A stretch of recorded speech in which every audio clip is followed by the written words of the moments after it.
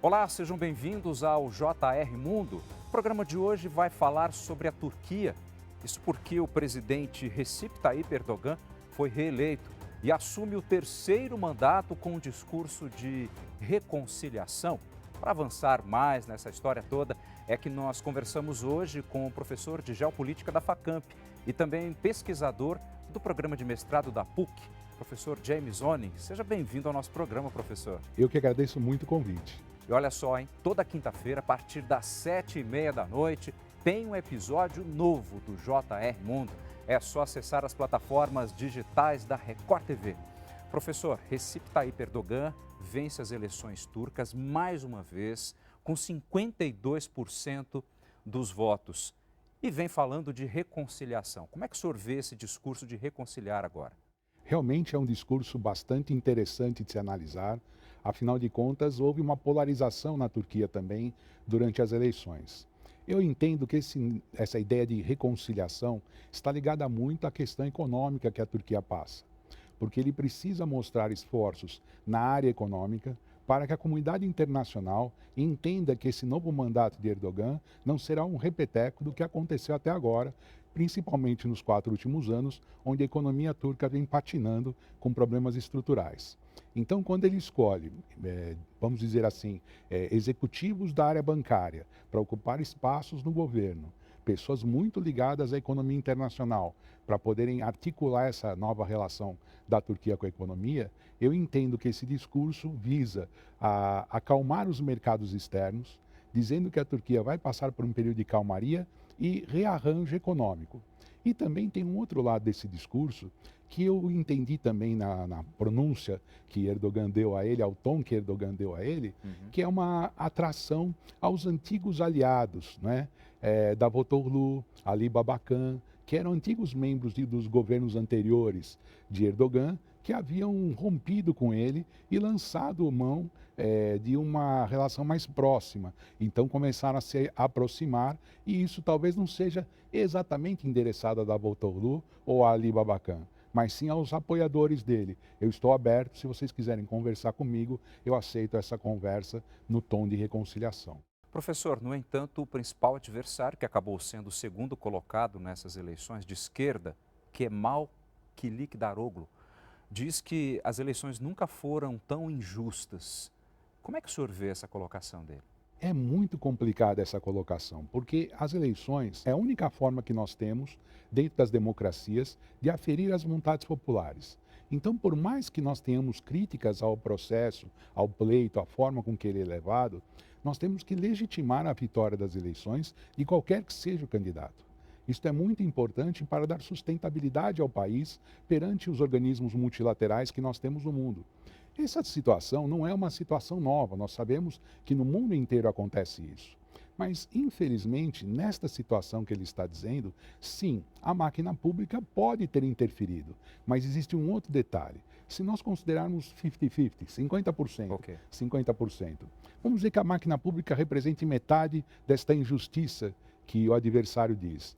Mas a outra metade está ligada principalmente ao apelo popular de Erdogan perante as massas e principalmente a falta de identificação do candidato adversário com uma parcela muito forte do eleitorado turco. Então, realmente, não há que se dizer que foi um pleito forjado, mas sim um pleito que teve o peso marcante do aparelho público que está na mão do Erdogan, mas principalmente, na minha modesta opinião, eu acredito também de falhas gritantes da oposição durante a campanha, que não soube fazer os apelos corretos e mostrar para o povo as principais mazelas que estão acontecendo. Ficaram batendo na tecla da democracia, que é fundamental, Sim. mas a população, na grande massa dela, precisa entender a democracia como direitos, e os direitos passam pela melhoria das condições de vida. Que isso eles não conseguiram passar essa ideia. Acabou sendo emblemática a imagem de Erdogan após a votação, distribuindo dinheiro aos seus apoiadores. Pois é. Isso aqui no Brasil seria um crime. E lá? Crime. Eu também fiquei muito assustado, confesso a você. Depois eu fui ver, isso é uma tradição em alguns locais daquela região do Oriente Médio, que quando você oferece dinheiro para a pessoa, ele pode ter duas funções. A primeira é você fazer o que no islamismo chamam de zakat, a esmola, a ajuda. Não é o caso. O caso das notas que ele distribuiu, as cédulas que ele distribuiu de dinheiro entre a população, são para lembrar para todos nós sermos benevolentes.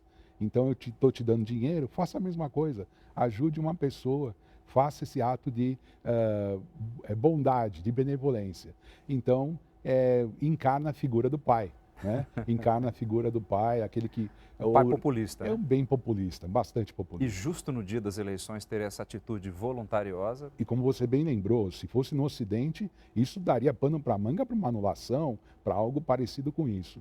Agora, mediante o que o senhor falou da dificuldade da oposição em talvez enquadrar, digamos assim, o discurso às necessidades da Turquia, como o senhor também colocou em relação à inflação, se não me engano, em outubro último, chegou a 85%. Sim. Ou seja, a situação lá está difícil mesmo, né? Muito difícil, muito difícil. Houve uma mudança estrutural e a gente precisa fazer uma recapitulação para entender esta mudança. Entre 2002 e 2012, nós podemos dizer que os governos Erdogan estavam sendo beneficiados pela onda grande da globalização. A abertura para os novos mercados, o crescimento da economia, como nós já vimos. Já vimos esse filme. Já vimos esse filme, não só aqui, como em outros lugares do mundo. E vamos dizer, a onda favorável, ela foi minguando. Conseguiu chegar a um ponto bom e foi minguando. Porém, a necessidade de Erdogan continuar no poder, a busca pelo poder, criou alguns desvios nesse caminho. Entre eles, parar de patrocinar somente as grandes empresas, que cresceram muito com a inter-relação com a União Europeia, especialmente setores estratégicos, como dos semi-manufaturados, a indústria de alimentos turca, ela teve uma expansão enorme com a abertura dos negócios, né?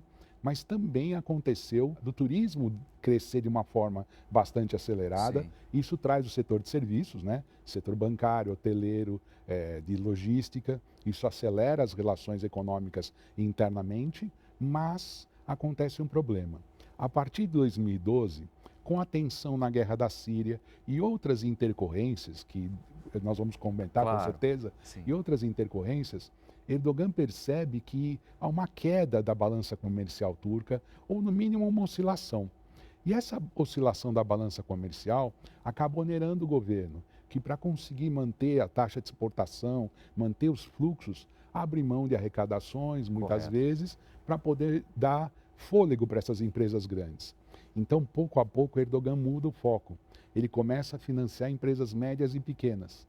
E essas empresas médias e pequenas, um problema estrutural, ela depende da demanda muito forte interna. Sim. Mas a crise que se vive hoje caiu. Então, há uma inadimplência gigantesca e, por isso, um dos fatores primordiais, na minha opinião, para este tipo de desequilíbrio que eles estão vivendo hoje, é justamente esse financiamento um tanto quanto exacerbado, acelerado e principalmente de caráter populista que foi feito. Poderíamos chamar até de uma espécie de intervencionismo? Sem dúvida alguma.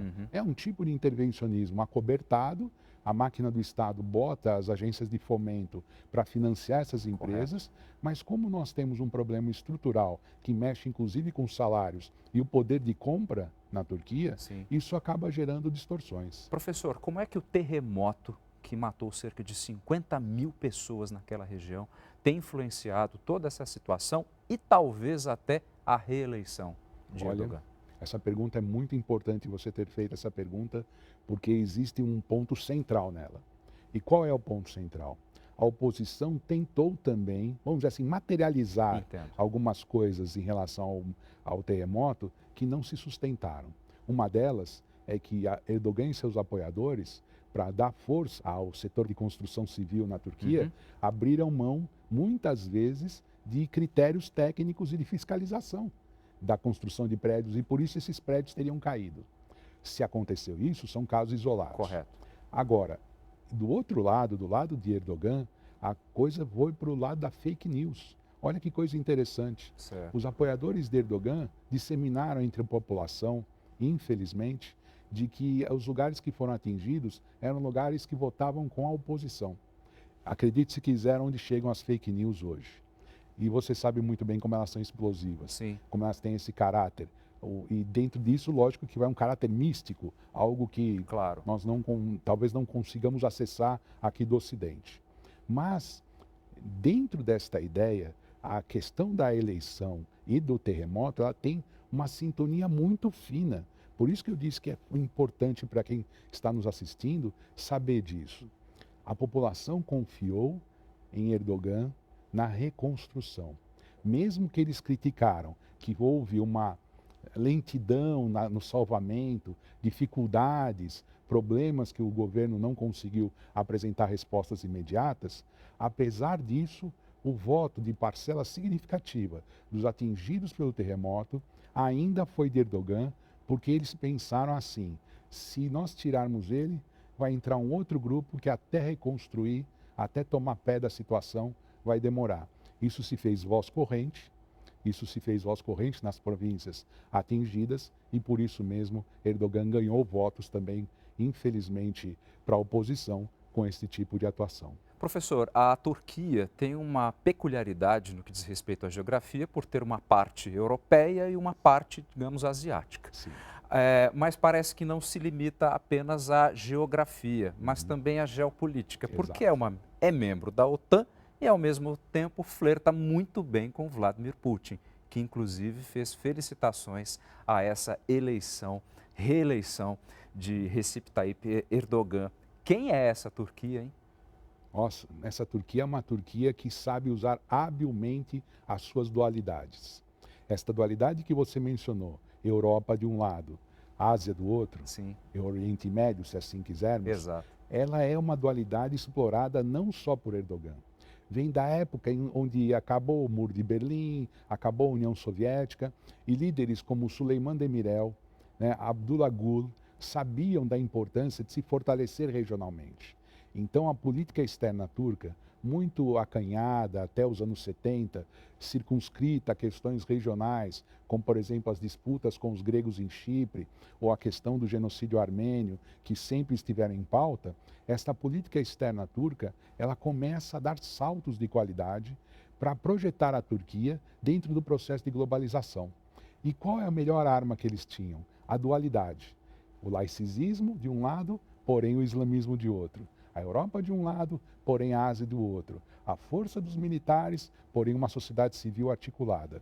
Isto faz com que a Turquia maneje esta situação dual de uma forma única e conseguiu projetar eles em escala global. A Turquia já foi convidada a participar de negociações chave na política internacional. Então a geopolítica turca se ampara nessa dualidade e beneficamente para a política interna deles, conseguiu colocar a Turquia dentro de um xadrez que antes eles não almejavam. Ainda sobre essa dualidade, professor, essa mesma Turquia que não faz sanções à Rússia acaba vendendo drones à Ucrânia. Sim. Ou seja, como se equilibrar nesse tabuleiro, hein? Sim, é realmente muito difícil se equilibrar nesse tabuleiro. Alguns analistas, alguns anos atrás, falavam do neo-otomanismo. O neo-otomanismo que resgata as visões imperiais da Turquia e, portanto, as visões do Império Otomano, obviamente, que poderiam ser usadas hoje para ampliar a influência turca. Particularmente, eu não concordo muito com este termo. Apesar de ser um eufemismo, de ser uma ilustração do que está acontecendo hoje, Correto. eu acredito principalmente que esse equilíbrio que você mencionou, ele é milimetricamente projetado dentro do Ministério das Relações Exteriores da Turquia. A Turquia foi o primeiro país a reconhecer a independência da Ucrânia pós-soviética. Isso se dá principalmente pelo limite do Mar Negro. A Ucrânia vai ser o nosso vizinho do Mar Negro. Então nós precisamos reconhecer imediatamente esse governo, isso lá atrás, em 91. Sim. Reconhecer esse governo imediatamente para que tenhamos boas relações. E as boas relações entre eles realmente fluíram. Em nome dessas boas relações, assim que começa, Erdogan dá autorização para a venda dos Bayraktar, os gigantescos drones, poderosíssimos drones turcos. Mas, ao mesmo tempo, Erdogan tem ligações importantíssimas com Putin, e essas ligações passam não só pela questão energética, com gasodutos e oleodutos que eles compartilham dos projetos, mas até obras da construção de usinas nucleares turcas que são feitas por construtoras russas. Então, a coisa é um pouco mais profunda entre eles. E logo isso se mostra também quando você tem, às vezes, a derrubada de um avião no conflito da Síria, a Exato. compra de material bélico da Rússia, gerando desconforto e fazendo com que Erdogan e o seu Ministério das Relações Exteriores use habilmente esta dualidade que nós estávamos mencionando. Professor, na posse do presidente Erdogan, nós vimos a presença muito expressiva de líderes africanos. O que é que isso representa, mais uma vez, dentro desse tabuleiro da geopolítica, hein? Realmente chamou muita atenção, né?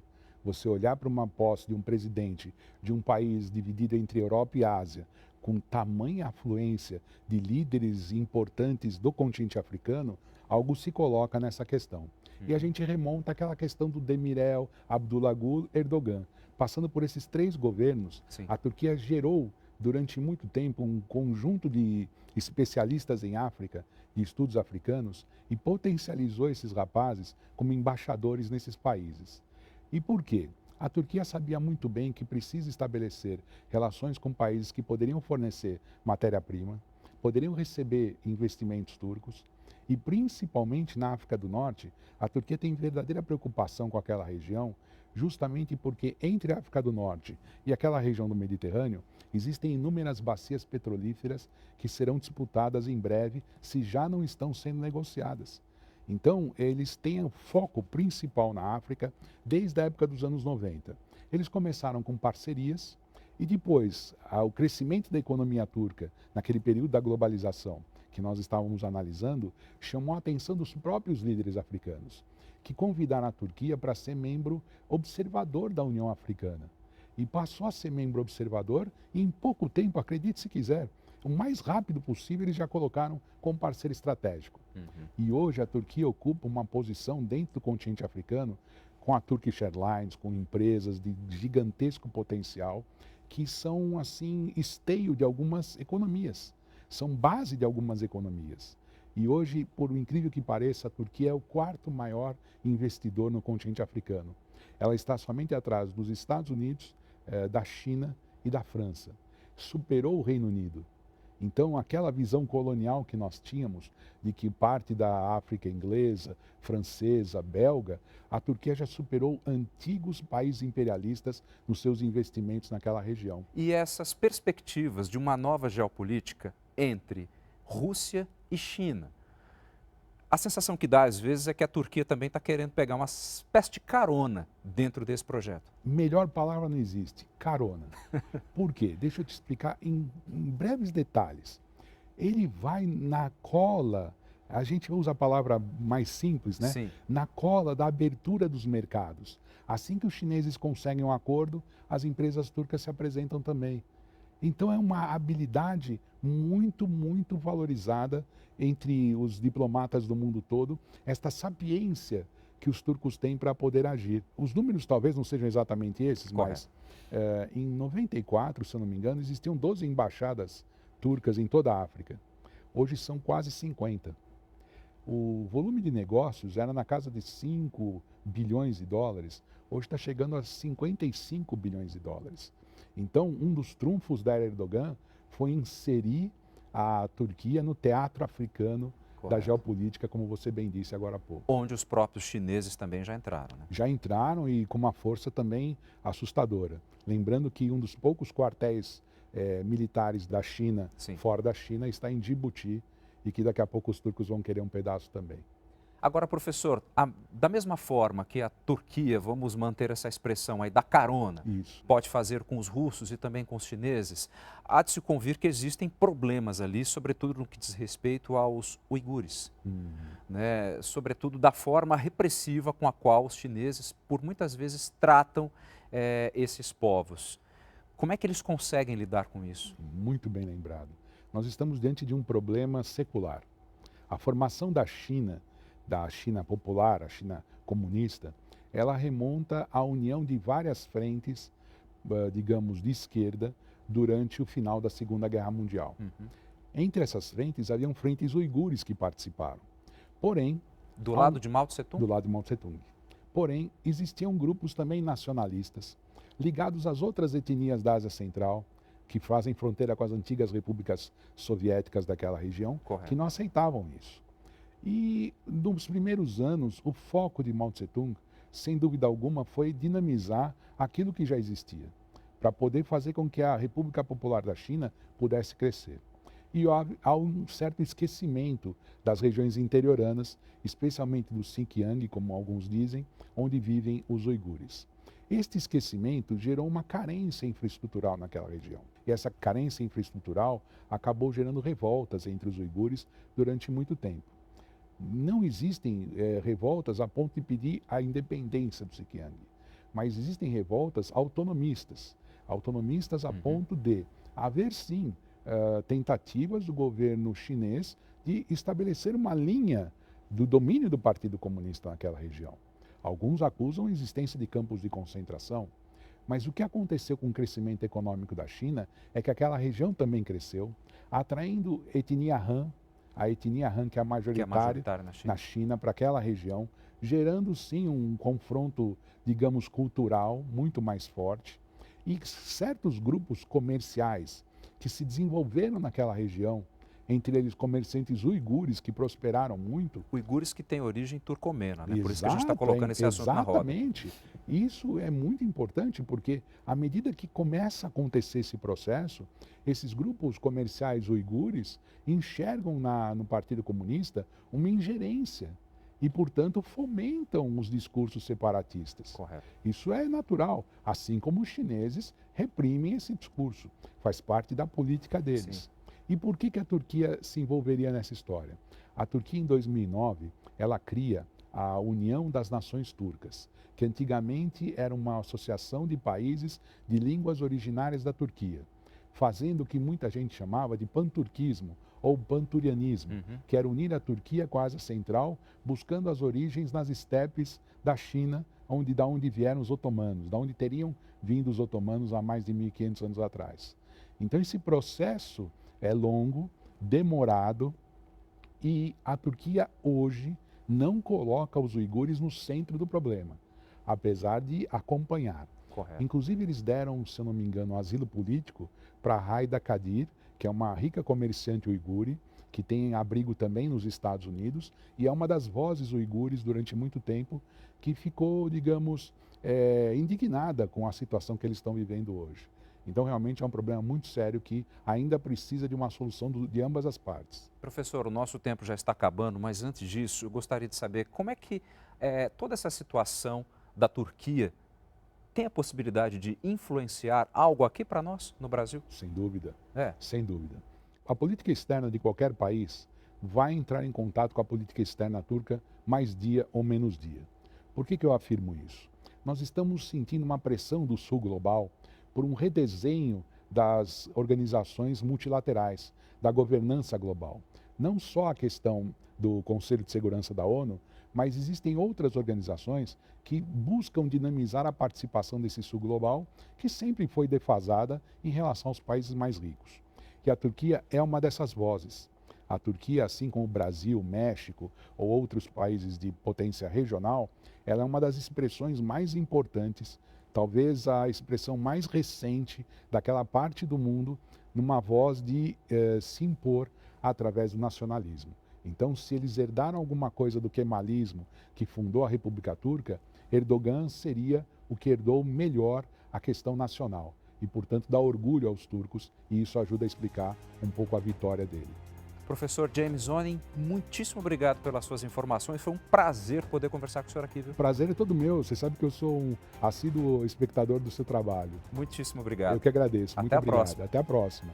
E o JR Mundo vai ficando por aqui. Lembrando que esse é o nosso espaço para falar de temas de importância global. E olha só, hein? Toda quinta-feira, a partir das 7h30 da noite, tem um episódio novinho em folha do JR Mundo nas plataformas digitais da Record TV. Muitíssimo obrigado pela sua atenção e até o próximo programa.